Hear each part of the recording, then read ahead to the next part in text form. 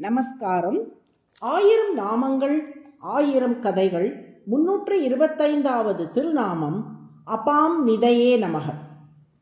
அறிவதற்கு அரிதான வேதாந்த கருத்துக்களை பாமரனும் புரிந்து கொள்ளும்படி எளிய உலகியல் உதாரணங்கள் மூலம் விளக்க வல்லவர் வில்லூர் நடதூர் ஸ்ரீ பாஷ்ய சிம்மாசனம் டாக்டர் ஸ்ரீ உவே கருணாகராச்சாரியார் சுவாமிகள்.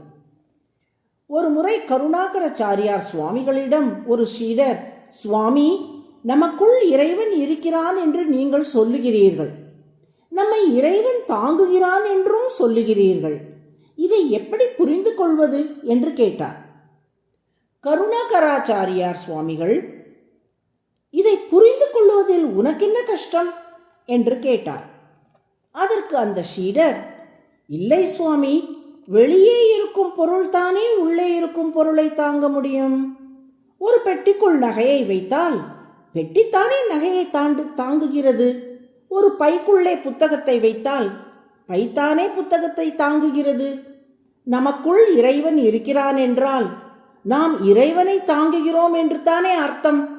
இறைவன் நம்மை தாங்குவதாக எப்படி கொள்ள முடியும்? அல்லது இறைவன் தான் நம்மை தாங்குகிறான் என்றால் நமக்குள் இறைவன் இருக்கிறான் என்பது பொருந்தாதே என்று கேட்டார். தமக்கே உரிய புன்னகையோடு அதற்கு விடையளிக்க தொடங்கினார் கருணாகராச்சாரியார் சுவாமிகள். சீடரை பார்த்து, உனக்கு மிதிவண்டி ஓட்டத் தெரியுமா என்று கேட்டார். ஓட்டுவேனே என்றார் சீடர். மிதிவண்டி ஓட்டும் போது ஓட்டுநர் மிதிவண்டியை தாங்குகிறாரா அல்லது மிதிவண்டி ஓட்டுநரை தாங்குகிறதா என்று கேட்டார் கருணாகராச்சாரியார் சுவாமிகள். மிதிவண்டித்தான் ஓட்டுநரை தாங்குகிறது என்று சொல்லப்போன சீடர் சற்றே யோசித்தார். ஓட்டுநர் சமன் நிலையில் இல்லாவிட்டால் மிதிவண்டி விழுந்து விடுவதை பார்க்கிறோம். மிதிவண்டி எந்த நிலையில் இருந்தாலும் ஓட்டுநர் நினைத்தால் கால் ஊன்றி மிதிவண்டியை தாங்கி பிடித்து விடலாம் என இவற்றையெல்லாம் சிந்தித்த சீடர், ஓட்டுநர் தான் மிதிவண்டியை தாங்குகிறார் என்றார். அப்போது கருணாகராச்சாரியார் சுவாமிகள், மேலோட்டமாக பார்க்கும்போது ஓட்டுநர் மேலே இருப்பதாகவும் அவரை தாங்கும் ஆதாரமாக மிதிவண்டி கீழே இருப்பதாகவும் நமக்கு தோன்றினாலும் உண்மையில் மேலே இருக்கும் ஓட்டுநர் தானே கீழே உள்ள மிதிவண்டியையும் சேர்த்து தாங்குகிறார்.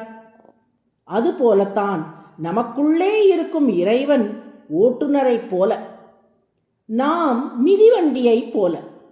மேலோட்டமாக பார்த்தால் மிதிவண்டியான நாம் ஓட்டுநரான இறைவனை தாங்குவது போல தோன்றும். உண்மையில் ஓட்டுநரான இறைவன் தான் மிதிவண்டியான நம்மை சமநிலையில் வைத்து அழைத்து செல்லுகிறான். இதற்கு சிறந்த உதாரணம் திருமால் எடுத்த கூர்மாவதாரம். ஆமை வடிவில் பார்க்கடலின் உள்ளே இருந்து கொண்டு மந்தர மலையை திருமால் முதுகில் தாங்கினார் அல்லவா? ஆமையான பெருமானை கடல் தாங்கியதா அல்லது அந்த பெருமாள் கடலை தாங்கினாரா? பொதுவாக கடலில் உள்ள ஆமைகளை கடல் தான் தாங்கியிருக்கும். ஆனால் இங்கோ அந்த கடலையே ஆமை வடிவில் உள்ள கூர்மமூர்த்தி தான் தாங்கி நிலைநிறுத்தி வைத்திருக்கிறார் என்று விளக்கினார். தண்ணீருக்கு வடமொழியில் அப் என்று பெயர். நிதி என்றால் ஆதாரமாக இருந்து தாங்குபவர் என்று பொருள். தண்ணீர் நிறைந்த கடலை ஆமை வடிவில் உள்ளிருந்து தாங்கியபடியால் கூர்மமூர்த்திக்கு அபாம் நிதி என்று பெயர். அபாம் நிதிஹி என்றால் கடலுக்கு ஆதாரமாக இருந்து தாங்கியவர் என்று பொருள்.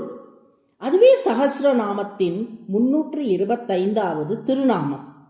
அபாம் நிதையே நம என்று தினமும் சொல்லி வரும் அன்பர்களை என்றும் திருமால் தாங்கி பிடித்து காப்பாற்றுவார் என்பதில் ஐயமில்லை. நாராயண நாராயண.